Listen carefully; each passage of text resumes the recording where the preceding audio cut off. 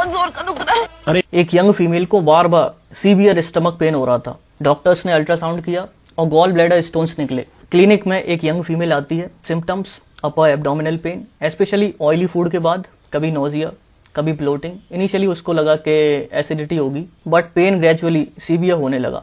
एक रात में पेन इतना इंटेंस हुआ कि इमरजेंसी विजिट करनी पड़ी।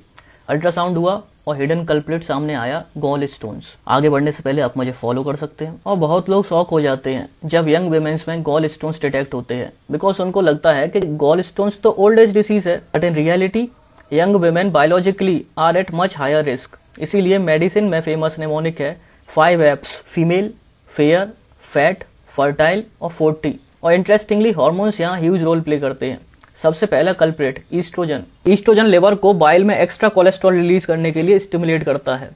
सिंपल लैंग्वेज में बोलें तो बाइल कोलेस्ट्रॉल से ओवरलोडेड होने लगती है, और जब बाइल एक्सेसिवली कोलेस्ट्रॉल रिच हो जाए, टाइनी कोलेस्ट्रॉल क्रिस्टल्स फॉर्म होना स्टार्ट हो जाते हैं। Over time they result in gall stones. और प्रोजेस्टेरॉन वो गॉल ब्लैडर मूवमेंट स्लो कर सकती है, मतलब बाइल प्रॉपरली एम्प्टी नहीं होती। बाइल स्टेसिस स्टार्ट होता है। Think about the stagnant water. जितना स्टेजनेंट उतना प्रेसिपिटेशन का रिस्क। प्रेगनेंसी में एग्जैक्टली ये प्रॉब्लम और वर्सन हो जाती है। हार्मोनल शिफ्ट्स होता है plus sluggish gall bladder. Result, pregnancy becomes a high risk period for gall stones. Oral contraceptive pills, वहां भी हिडन रिस्क एग्जिस्ट करता है, especially first year of combined oral contraceptive use, because ये hormones bile को more cholesterol saturated बना सकते हैं। और ओबेसिटी वो रिस्क को मल्टीप्लाई कर देती है।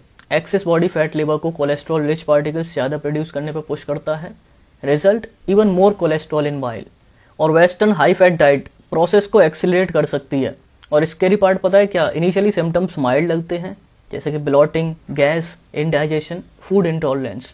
मैनी वुमेन मंथ्स तक इग्नोर करती रहती हैं, until one day severe gall bladder attacks trigger हो जाता है। Sharp pain, vomiting, emergency visit. So इस वीडियो का टेक अवे पॉइंट क्या होगा? Sometimes hormones don't just affect mood or periods, they can silently change the bile chemistry too.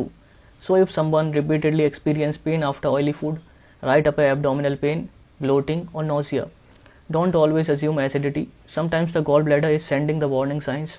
Comment below, did you know young women have a much higher gallstone risk? और follow करो doctor अमन उपाध्याय को for this clinical pharmacology videos.